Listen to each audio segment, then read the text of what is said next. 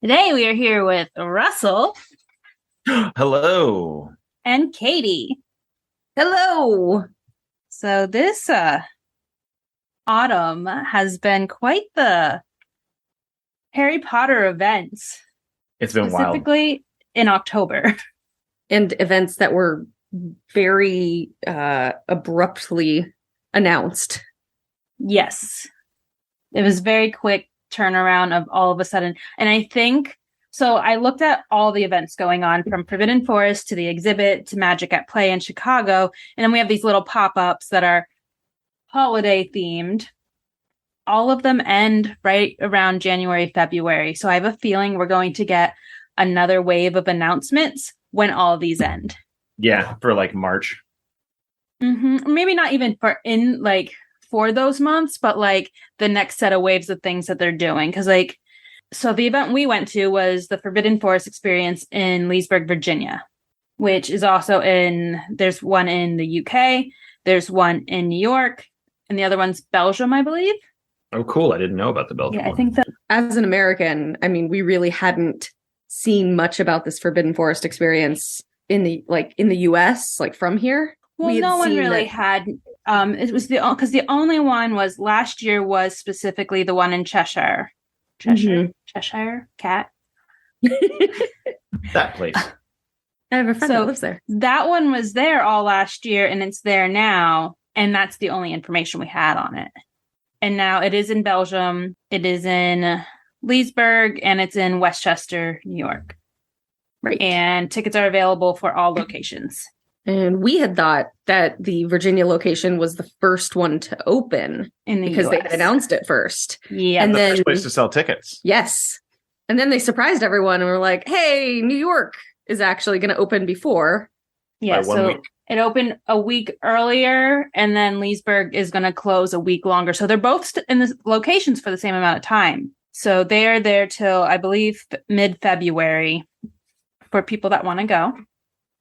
Which, shout out to the people of Leesburg, because it's a relatively small town who for basically 3 straight months is going to have this influx of Harry Potter fans. They're just going to have with not a wizards walking around ton of everywhere. explanation. Yeah. So, but like, if you have the time to make this trip and you're going to the Leesburg location, do yourself a favor and take an extra day and just wander the town, or like plan it so that you've got the morning and the afternoon in the town and then the evening at the actual event. Before we even get to the event, then let's shout out. So we had dinner there and we found a nice little candy shop. So let's shout out those because we really like those. And Mocatina's is the candy shop.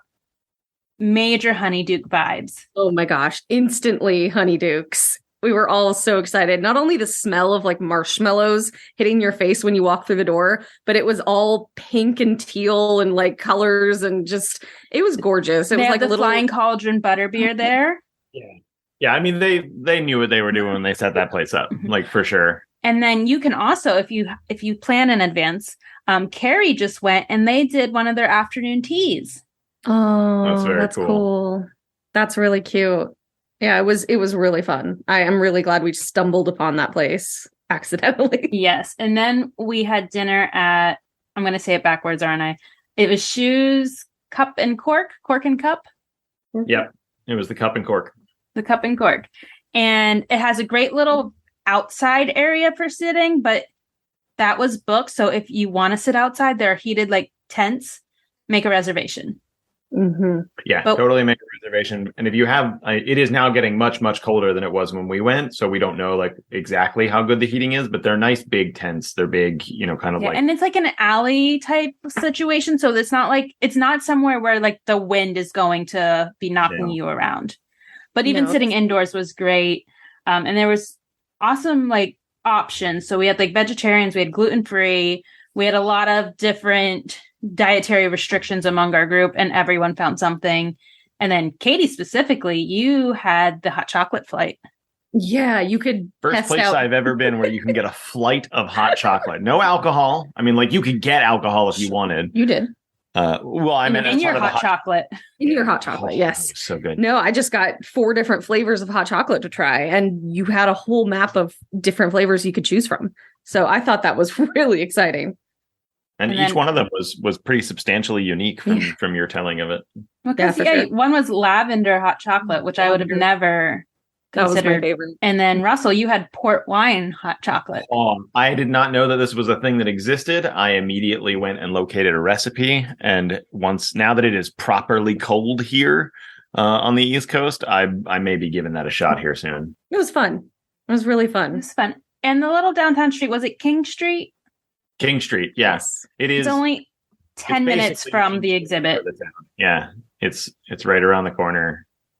I guess we should talk about getting to the exhibit too, because it's not like you've seen a couple of videos if you've gone and looked. The New York one, it's a pretty well mapped out like park and parking lot. You're going to drive for a minute or two getting to this place from Leesburg, the town, and feel a little bit like you're in the middle of nowhere, because there's not super great lighting on the roads, and some of the roads end up transferring into dirt roads because it is a really big, lovely, like as natural as possible park. Yes. And they only have one entrance that works as for the experience that you can go in. But they also have a police officer, at least they've had it 2 times we went, getting vehicles into because you would easily miss that road. If he wasn't there, I don't think we would have caught that road. Yeah, Oh, shout out to the parking staff. They've got great big glow sticks, and top of having police on hand just in case. It was well done as far as like once you get to the place where there's a parking attendant. But getting there both times that we went, I was like, am I lost? Did I mess something up? And then if you haven't, because if you have tickets, you also have to pay for parking. You can do that in advance, and that also gets you a little quicker than having to pay on your phone. Now, but you can pay on your phone right there, and it's pretty quick. But if you want to save a few minutes, go onto the website and pay for your parking in advance.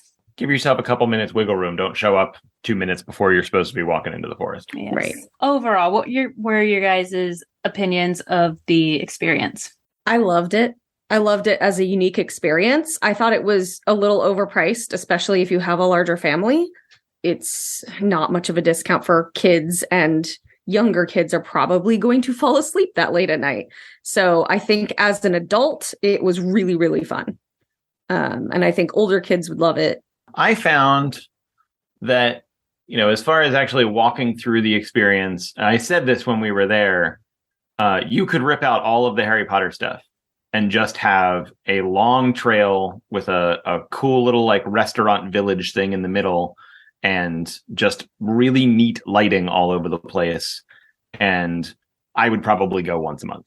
Like just it was relaxing, it was calm, even with the kind of mood music going through the entire thing. Like you've got a pretty decent walk ahead of you as you go through, but you get about 3/4 the way through, and there's this really lovely spot to sit down and kind of chill out, and then you can get back on your way. You could straight up just rip out all the Harry Potter stuff and I would still sign right up. But because it had all of these really neat kind of immersive little things to jump into, I found myself really being mostly impressed by some of the silly little things. Like there's like nifflers hanging about, and you find one, doing some cool, like just little things like that made me super happy to see. And I guess I agree with you, like under, I would say like 15, maybe a little too young for this, just because it's a bunch of walking. There's you really have to love some relatively niche parts of the Harry Potter experience to like really get into this. I think you can go under 15. I'm like, if you're looking at your prime Harry Potter age of like the age of 11, it's going to be a long night. You would definitely want to aim for the earlier walks, but right, it's going to be rough. The path, we talked about this specific, I don't know, but I think it might have been with Nicole. It's very accessible, but it is not like crutches accessible. If it's a wheelchair, it would need to be something that can do off-roading. There is hills, like not significant hills, but if you accessibility wise, it's not the best. No. Yeah. Well, and that goes right down to the restrooms on site. Mm-hmm. Most of the restrooms on site require stairs to get up into them. And they're not particularly large inside. So if you are, if you require, more accessible solutions, then, an off-road ready wheelchair will probably get you through a lot of the experience, but even then, like you'd probably struggle going to the bathroom in those areas. Yeah. And even like with strollers for kids, if you don't have like a trail stroller, you're gonna struggle. This is like a wagon event. Put Yes. your kid in a wagon that you can drag through, and that would be a much more palatable experience for everyone involved.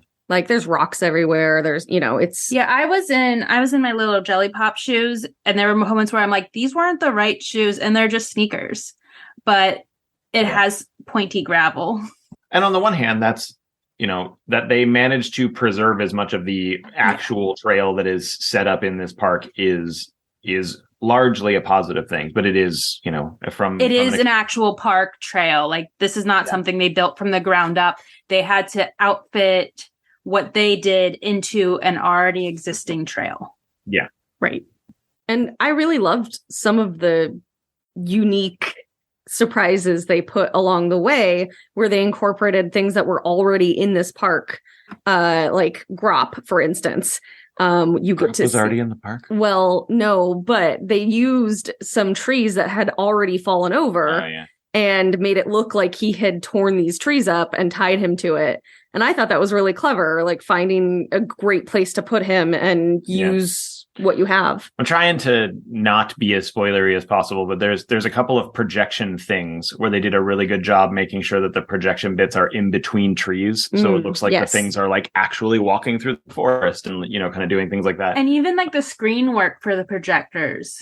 Yes. For the most part, you could not see the screens. Yeah. The darker you were at night, really the better the experience was. Like that's, as much as I think all three of us would be like, go as early as you can. Like make sure you're starting a fair bit after sundown. Yeah. Yeah. You want the sun to at least be set. I like going late, but also the later you go, the shorter amount of time you have. Like we went to the media today and there was not a lot of people there. We showed up at opening and we also closed the place down. Yeah, I would say you could probably rush through this thing, have a quick snack or something in the kind of grove area that they've set up, and be done in like 45 minutes. If you're like a fast walker, you're not like stopping to take pictures or something like that. But both times that we went, upwards of 2 hours with no problem. Like that was, so like if you are the kind of person, and it felt like a comfortable 2 hours. I don't feel like we were dragging or that we were like pushing. Yeah. No, it was. And this is, one time as just a couple of us and one time as a larger group. And in both situations, it didn't feel like, so full disclosure, when we weren't there for the social night, there were lines for some things that we didn't have lines for on the preview night. But even then, at no point were the lines like super, super long. No. Like I think the longest I waited for something was like 15, 20 minutes. And when that was the case, half the line was our group. Well, that's fair. Yeah. I think like when you have to think about, like if you took our group out, the line would have been half the size. Yeah, that's definitely true. Yep. Yeah. So I mean, there's a ton of stuff to do, and yeah, I didn't feel like I felt like 2 hours was the right amount of time for the kind of fans that this group is. Right. Yes. So yeah, it was. If you're gonna go and you're the kind of person who likes to stop and take pictures and just kind of enjoy the environment around you and dress up and dress up, I would totally prep for about a 2 hour stay. Right. It is also the perfect location to wear your cloaks. Especially theme parks, people try to wear their cloaks. The weather right now for the Forbidden Forest in all locations is perfect weather to break out those scarves, those hats, those cloaks, and really enjoy them and be kept warm by them rather than melting because of them. Yeah, so when we went, it was nice, and it was like 40s and 50s by the time it had gotten to like the coldest point of the day. Today in Leesburg, it was just shy of freezing. So like it was like 36, 38. So, make sure you're definitely checking the weather beforehand. But yeah. But also, especially when you bring younger kids. Yeah, wear your layers. You're going to want to layer up. You can totally bundle up. Carrie went Friday night and she said it was really spooky because they had just had rain. So on top of like the regular stuff, there was also like a level of like fog through the whole entire thing. That's cool. Yeah, because the rain would Right. have been warmer than the ground. So when it caused, that's very cool. And they had fog when we were there too, but it was well, they had there were a fog couple machines, areas- but this was yeah. natural fog on top of the things On that top. were added. So That's like really the good. whole like in my head, I just picture, when there's that like scene in the movies where you just see the Forbidden Forest and it just has this like layer of that's what I Yes. imagine she went through. And that's probably Beautiful. pretty close to what it was. Yeah. Like there are a couple of fog machines in the same way that when you go to theme parks, there are some snow machines. Right. Yeah. And that you've got a little area of fog that is cool for a handful of pictures, but it's not like blanketing the entire Right. area. Yeah. But I they mean- did an incredible job. Like Yes. putting everything where it should be and like spacing things out. And The way that they staged so much of the lighting and the fog machines and, the different changes in color based on what was happening with the audio, like that really was the star of this show. Like stopping to see the different like installations was cool, but the way that they had staged all of this lighting and the fog and the color changes and mixed it with that audio bed just it was really incredible. amped up the experience. So And it much. was spooky, but not scary. It's something that, anyone can do. I mean, I don't think it's like limited to like there's certain events that you would go to and you're like, if you're not a Harry Potter fan, you're not going to enjoy this. I will preface this. If you don't like nature, you're not going to enjoy this. right. But if you're not a Harry Potter fan, I think you would still enjoy just For the sure. atmosphere and the feel of it. Like we had such a good time even outside the Harry Potter side of it. Right. And it's worth highlighting that especially this time of year, it's probably the only game in town that isn't immediately Christmas themed. Right. Yes. You are not super excited about Christmas, but you love the idea of like lighting and kind of being outside and enjoying this weather. Like this is perfect. probably Yeah. the only like non-Christmas installation you're And going to it's something see. fun to do that is, more COVID safe than other things. Like it's all outdoors, it's fresh air, it's gorgeous. I mean, I felt super safe there. Yeah, for sure. What was each of your favorite parts of the experience? Most people at this point have seen all the pictures and all the postings. So I'm not too concerned about spoilers because if people wanted to go, they've already seen most of the photos. I've raved about the lighting here, so I'm going to set that aside for a second. My favorite, like specifically Harry Potter thing, was the unnecessarily sexy Cornish pixie. There is an area where Cornish pixies have broken out of a cage and they are doing a whole bunch of stuff. And there are pixies that are, flitting around. Some are grabbing stuff from other people. Some are, kind of fighting over treasure.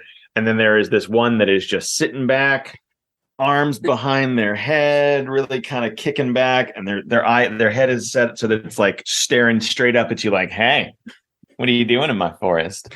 And I think that's probably my favorite picture that I got is weirdly sexy Cornish pixie. I really hope they include that in future Forbidden Forest experiences, because it seems like that could have been set up by someone who was just working at this particular location. But I hope it stays, because it is really funny, especially if you're looking for it. Well, and it immediately, as you're walking down that trail, you see weirdly sexy Cornish pixie, and then immediately after that, there are a whole bunch of pygmy puffs, but they're all in pairs. I love it. All like set up in their little burrows. They're so cute. So there's a theme walking as you're walking down that hill. Oh my gosh, I'm trying to think of my ultimate favorite thing out of everything, because the lights and the music and the sounds were I know incredible. my favorite thing that you did That I did. Well, No, we're not talking about that. No, I really did. I did love. No, I can't. We have video proof. So now I'm going to choose something else. No, I really loved the Patronus. And what was your Patronus, Katie? Phoenix. Katie, what was your Patronus the first was- time, Katie? So I definitely did this twice, which they will let you do it twice in as case. long as there's not a huge line. As long as there's not a huge line, of course. There are two different places where you can stand to perform your Patronus spell. And the animals are kind of randomized. And I got a badger. And there's nothing against badgers. It's just not for me. There was a visceral response to getting a badger. I didn't want a badger, so I went again. Followed by, can I go again? And then I got a phoenix, which neither of those are what my Patronus would be, but that's fine. It was still beautiful to look at. And I will admit to the fact Carla did the same exact thing when she got a badger. Yeah, makes sense. Staying Gryffindors. Cool thing about the Patronus area, which is different from some of the other areas, is that if you showed up with your own wand, you get to use that. Yes. They have wands there if you did not bring one to cast a Patronus charm, but you can use anything and it does not impact the actual manifesting of the Patronus. Right. There are, there's the other location where you use wands, but you have to use theirs. Yes. You do have to use theirs. When you're dueling, you have to use the wands provided. Maybe don't duel like Katie and I do and just yell curses and killing spells at each other. We went for a good we went hard. 10 minutes. We did every spell we could think of. All of the bad spells you could think of. Y'all weren't like Implementi or y'all weren't being nice. Y'all were. It was so fun. And then you cheated. You used 2 wands at the same time. Like a boss. I don't think that was supposed to happen. Yeah, but you know what? I did it and it worked. Because that's what heroes do. Sure. I will say, they warn you. They do a really good job of warning you if you are afraid of spiders. And yes. I am afraid of spiders. I hate spiders, real spiders. I'm allergic to them. So I really enjoyed that they had a route you could take to go around that section in case of any phobias, and they warn you exactly where it is and to not look over there, and they have barriers up so you can't see anything in case you have small children or in case you are arachnophobic. But we did not take that route. I did. I had to know what it was. I mean, I really hated it, but I had to know. And it wasn't. And it was super well done. Yeah, it was really well done. In that it was not. It was, even if you are mildly arachnophobic, it is not enough to really upset you. But there is a. I'm not going to call it a jump scare, but there is a kind of pop moment to get your attention. That in there that is really great to be in that room with a whole bunch of people that don't know what's going on. It's like doing Hag Ride for the first time with someone who doesn't know that the drop is coming. Like that brace where you're I'm not looking at the thing that's happening. I'm looking at everyone else's faces because I know that's going to be fun. Yeah, that was fun. I liked that, everything was very clearly labeled. You knew exactly where to go. There's no way for you to get lost. There were people who worked there all over the place. If you had any questions, they were also making sure people didn't walk off the trail, the trail was, marked very well. Also, I'm gonna grab this microphone here for a second, because I know that the people who run this event are listening. All of the Forbidden Forest people, the people who work there, got these really nice jackets. And I mean, really nice jackets. And you could not buy these jackets. These jackets were not in the gift shop, but they were really nice jackets. And I'm just saying, I would buy one of those jackets if they were available to purchase.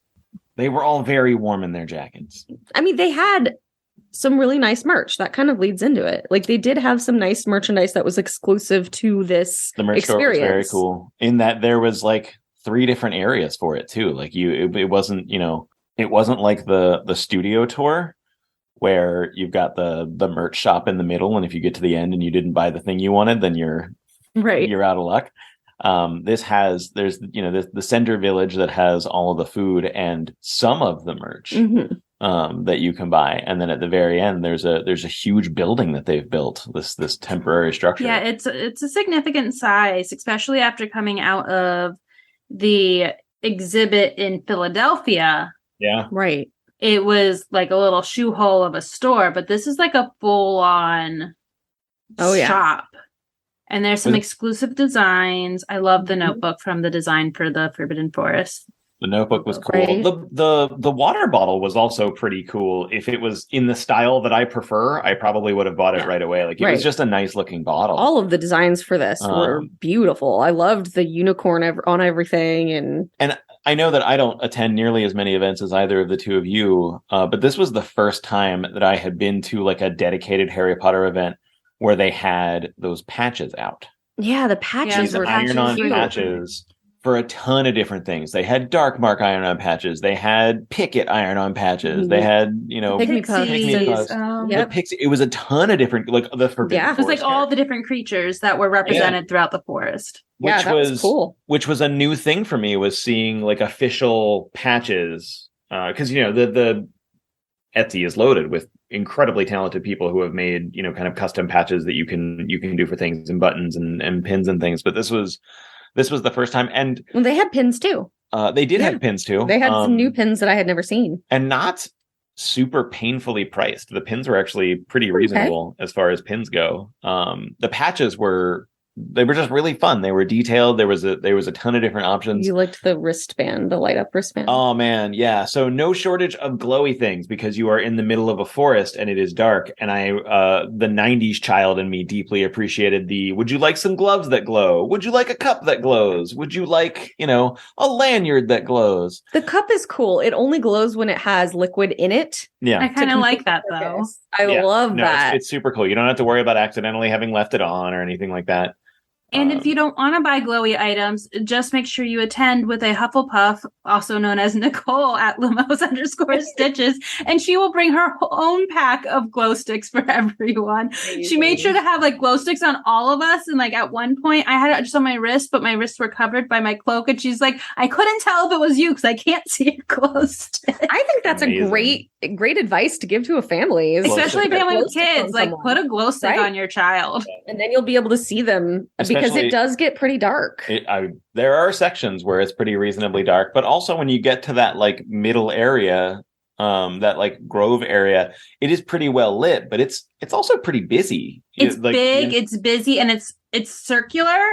So it's very easy to lose people within that section. It's circular, but the restrooms are kind of off trail. Yes. And so it is well made. I thought they did a really good job with it. But yeah, if you've got little ones, like that would be a good place to especially keep an eye on them. And what do we say about going off trail, Russell?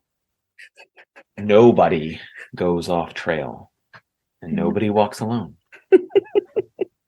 And no, that's not Harry Potter, but it's still correct. And bonus points if you know what that's from. That will be a different podcast that Dani and I do. That'll have its own section in the new year.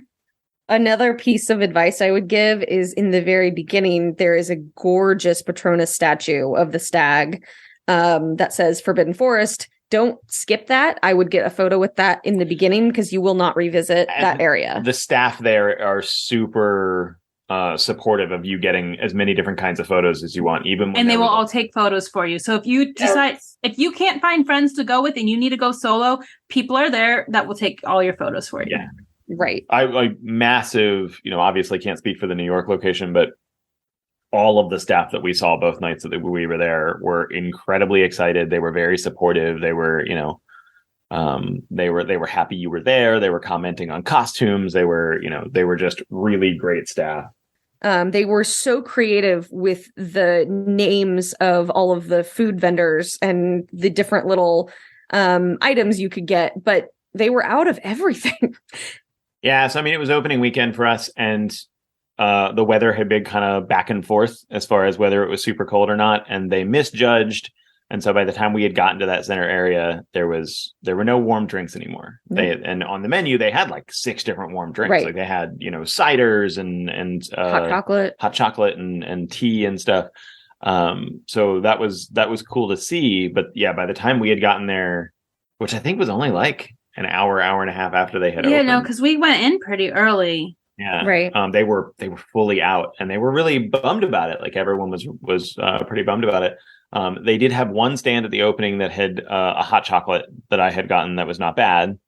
I will say that they had a selection of mocktails for people who didn't want to drink but still wanted something tasty. They would add alcohol to some drinks if you asked for it and paid for it, but they had one for each of the houses, and then they had sort of a general one. And I tasted 3 of them. The names escape me because when we were, they did not tell us that they were house named when we were there for the media preview. They were just like, have a mocktail. And I kind of guessed that they were because of their color, that they were house specific, but they did not tell us what was in them. But all 3 of them were incredible. They were just not what you want when it's 30 degrees outside. And some of the little shops weren't even open yet. Like they had a sweet shop labeled, but it was closed up. But super cute names for everything. The Bowtruckle Cafe. The Bowtruckle Bar, the Mulling Pot, what was it? The Fryer. What was the Fryer? The Fat Fryer, which I thought was really cute. Forest Fancies. We have there were Dragonfire roasts. Like it was adorable, and the signs were cute. But yeah, the traditional spiced mulled wine, spiced mulled cider, coffee and brandy, or coffee and Baileys, decaffeinated coffee. Like they would normally have some really cool things, but they were out of everything. And I did try the vegan option, which was not. It's basically like curried potatoes, but the problem wasn't that they had a vegan option, and it wasn't like the most exciting thing in the world because they're in the middle of a forest and they're just sort of reheating things that have been cooked offsite because it's the middle of a forest. I don't really blame them for that.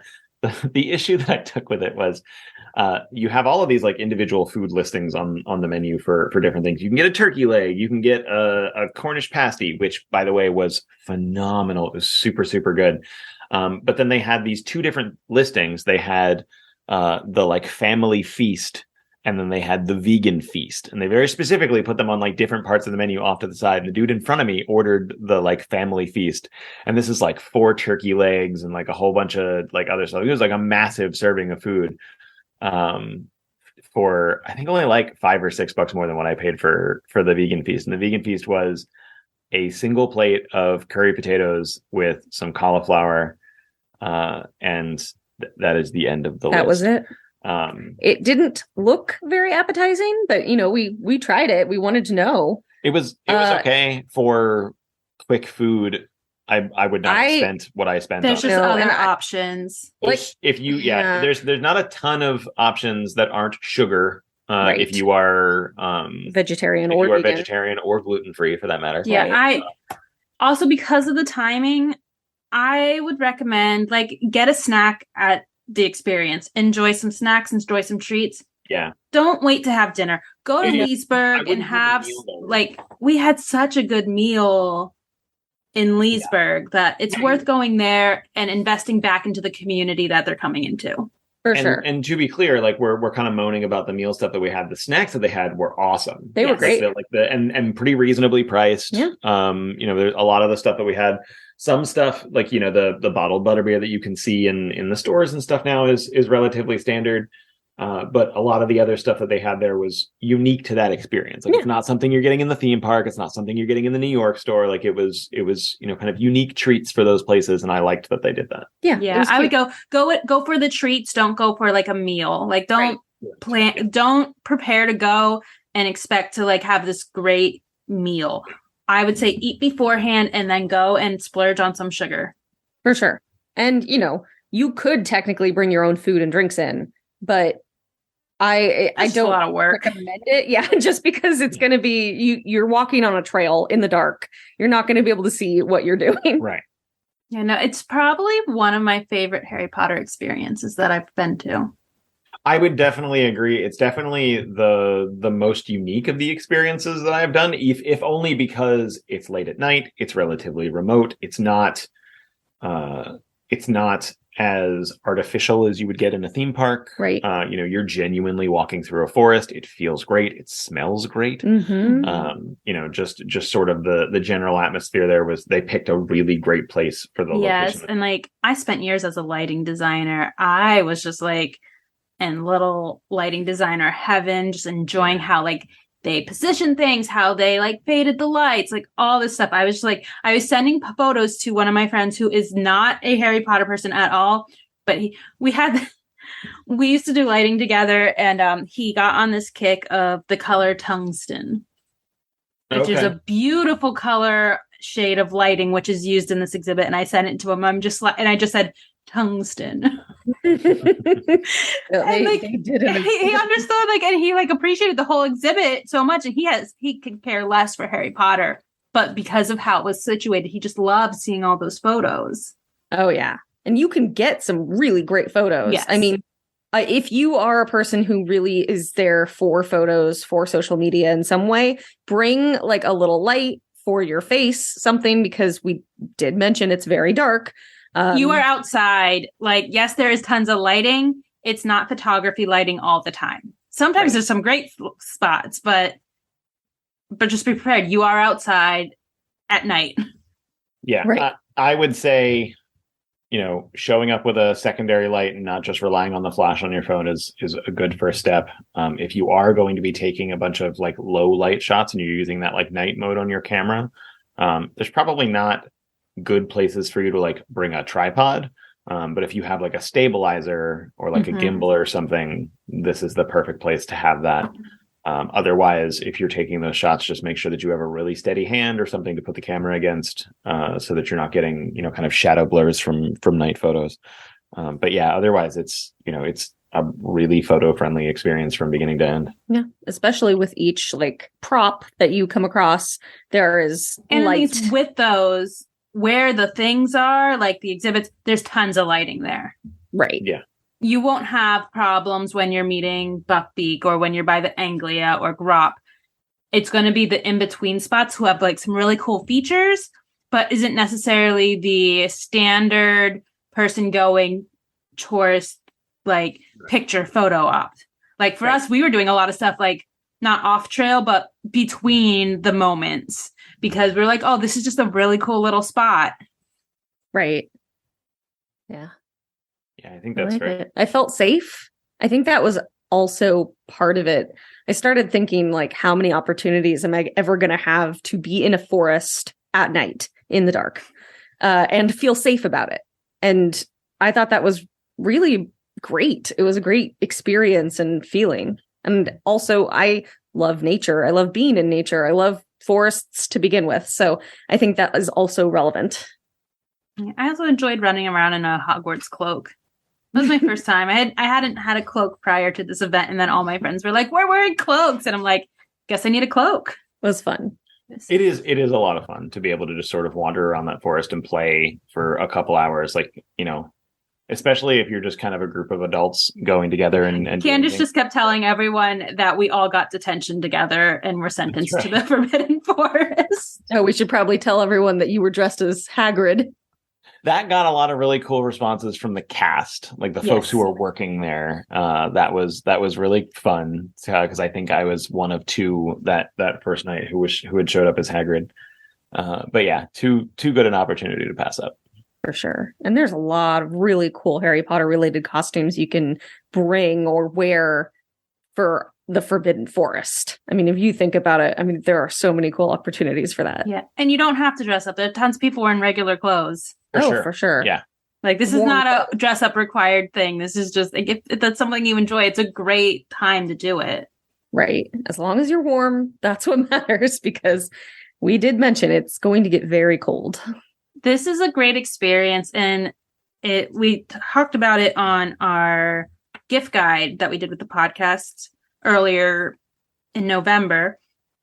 This is a great gift for someone. If you don't want to buy stuff for people, experiences like this is something I enjoy more than getting a physical item.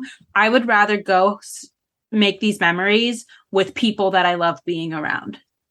Yeah, for sure. Same. Yeah, this is definitely a very cool thing to be able to give as a gift. And while the purchase system doesn't make it's not there's not a choose as a gift option as you're checking out, but the way that you buy the ticket, it's really easy to forward the email to that person. Yeah, you can forward an email. You could even print it out and put it in a cute little card. Yeah. Love Pop has some cute little. Okay. That's right. Love Pop has. So I am giving an experience to someone for Christmas. She doesn't listen to this, so hopefully she does not hear this. And we're hoping to do a train ride. And Love Pop has a Hogwarts Express pop-up card. Yeah. Yes. Yeah, I think I've seen that. I've sent you pictures yes, of that. Yeah. I love that. And so that's what I'm going to use to give it to her. So like, these are the type of things where you can pull from different things like the Love Pop cards to gift an experience and still have like a little fun moment of getting something before you get to do the experience. Right. Still Because I hate just being like, here's your gift certificate. We're going sometime. Like, there's cute ways to present it and options out there. But I think it would be a great gift idea. We went to breakfast the one day and there was a little girl behind us reading Goblet of Fire. So we started talking to her mom and we were telling her about this experience, and the little girl was going crazy by the end. Yeah, she wanted to go so badly. Clearly a Harry Potter fan. Yes. But no, it is fun and a fun experience that the whole family can enjoy and all ages can enjoy. And I hope more people find out about it, because they do a really good job of advertising on social media right now. Like the official... A lot of the days are close to, like, the earlier days, especially around the holidays, are close to selling out. So like, definitely like, make sure to be booking tickets if it's something you want to do. Don't wait. And if there is a day where tickets are not available, keep checking, because like Carrie didn't have tickets for Friday and she just kept happening to checking, and they released, someone must have canceled or something, and they released one ticket, and then a few hours later they released another one, so she managed to get 2 tickets for her and her husband to be able to go. Perfect. And some people might be waiting to see if it goes to their state, and we don't know. We don't have that information yet. And it's really interesting because I'm from California, so this whole time here in Maryland or in Virginia and walking around the forest thinking, how are they going to do this on the West Coast? I mean, if they bring it there, how would they do it? Well, there's also other things you have to, like, there's a lot of things to take into consideration. Wildfire season. So you can't do it. But also one of the interesting things about that is because it is put into an existing trail or park, every single one you go to is different. And I believe, they're going to be different. Is it Cheshire has a grop where he's sleeping? Oh, really? Interesting. Yeah, that's cool. But also, California doesn't need this because they have a theme park. They also have that like mini studio tour. Yeah. California doesn't. California is, and what I have heard from a lot of these experiences and these pop-ups, it's for the places that don't have the bigger things. Right. So they're looking to do it in areas. So something like Arkansas has great wooded trails and area. Like getting it into that mid country of the US and getting it into some of those states who are pretty far from the coast to be able to do the other stuff. So I think what we're going to see is it's going to be more in locations that don't have other things built in. That's why, because people are like, it's so random that the Yule Ball experience is going to Houston. Houston doesn't have any other Harry Potter stuff. They don't really have forests either. They have some, but they're not like easy to get to. The weather's not great. They also have wildfire. So like a Yule Ball experience might be a little better than taking the Forbidden Forest experience. For sure. Yeah. I'm curious to see how that looks. I'm curious. We will report back on that once it starts next week in Houston. So is it really next week? Oh my god! It kicked off last week in Milan. Oh, so wow. it is international. Okay. So this is exciting. There's stuff happening. It's very exciting to see new stuff happening and getting to experience them. And I can't wait to start like seeing all that. And for the next wave of announcements, I do want to thank the people that created the Forbidden Forest experience for inviting us out for that media day, and Fever, who has been doing a lot of like the management of like the ticketing system, has been going through Fever a lot. And I just want to thank those people for inviting us out and dealing with our antics of creating reels. We've never done anything that we were not supposed to do, but we have fun. It was so much fun. It was a ton of fun. Yeah, absolutely worth going. Grab your friends, do a thing. Just plan to make a day of it. Yeah. Oh, I guess as a side note, service dogs are allowed, but your pets are not. Yes, that is a very important note. It's very important. Yes. We don't need an untrained dog attacking sexy Cornish pixie. No. We need to protect sexy Cornish pixie at all costs. it's not very friendly to animals to begin with. I mean, they would be very scared there if they weren't trained to handle those types of situations. Yeah. There's no like loud, like the sounds as you're going through the forest, you get like movie quotes and some sound effects, but never like, I can't stress this enough, never like jump scare stuff. Like, there's never like, you're not going to be like, sound wise, you're not going to, even like with the lighting, it's not like overly stimulating. No, the goal is never to scare you. The goal of the entire time is for it to be a pretty mellow experience. It's fun. Yeah. It's spooky. It's not chaotic. Like like we talk about all the lights. It's not like going into an arcade and you're just being like, there's no, like, bombarded. Yeah, everything is done very tastefully and in a way that it's there to highlight what's there, not to be the focus of it. Yeah, it's 2 hours of walking through mood lighting and good sound. Yeah. Pretty much. Yeah. Thank you guys for joining me and for going on this adventure with me twice. Always. Let's do it a third time. Yes, please. Oh, I honestly, like, this is the one event that I could see myself going back to as many times. And I would love to see it in other locations. Same. Because I want to see the differences. I do too. And I know things will be out of order, or like in a different order, I should say. Or even just different things. Like if the environment calls for, like, maybe the thing that you do in California is you lean on things from Fantastic Beasts, like the Zobu, or, something like that. To lean on the difference in the physical environment, you could have a lot of fun there. I would love, even outside of Harry Potter, I would love to see more experiences like this with the lighting and being able to just like go, like, could you imagine like a Lord of the Rings version of this? Oh my gosh. I mean, I was already in the forest room, like, I'm Galadriel playing in the lights, but that's right. That would be really cool. Yeah, I mean, this is a big part of where things have been headed for this entire franchise. Like you see with the immersion of the New York store, and the variety of these experiences that are popping up. It is far less about come to a place and stare at a screen, and way more about come be a part of this. Right. And I love that trend has continued. And I'm especially with the Yule Ball coming up, like I want to see what else from Harry Potter they could turn into an experience that you could walk through and really enjoy. Right. That isn't kind of some of the obvious steps for that sort of thing. Like you could easily see like a Christmas village set up Harry Potter style, like a Hogsmeade, Christmas village somewhere. Or something a while back when they did the outdoor experience for Wizards Unite in Indianapolis, Indiana. Yeah. Like that was an amazing outdoor experience that we got to do. Fully themed. And it was a very large outdoor area, and it worked both in the daytime and the nighttime. There were so many aspects to it that I feel like that kind of I like this trend. Example. I would love to see more folks do this instead of, if you look back, let's say 3 years ago, let's say pre-COVID, like the closest thing we had to experiences to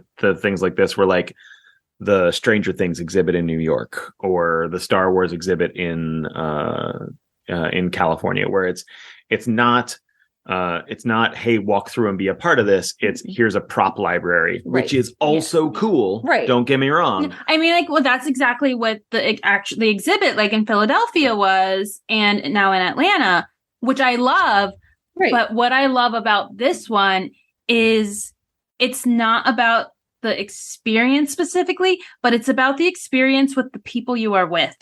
It's a passive, interactive thing. Like it's a way to feel like you are connected to this in a way with it. You're walking around in robes, and it feels seasonally appropriate to do so. You're not, murdering yourself in Orlando while you're dripping with sweat.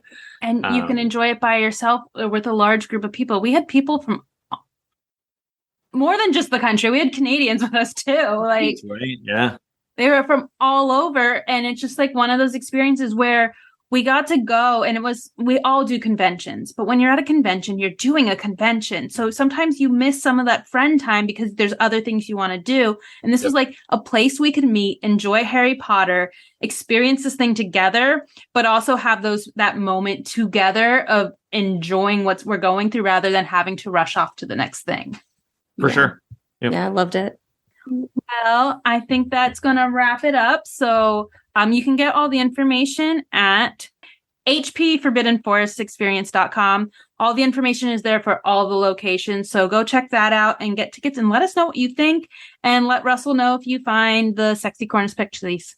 Send me all of the pictures of Sexy Cornish Pixie and let me know that he's still okay and still doing all right. At Russell Holly on Twitter. Just let me see. Let me make sure that my guy's okay.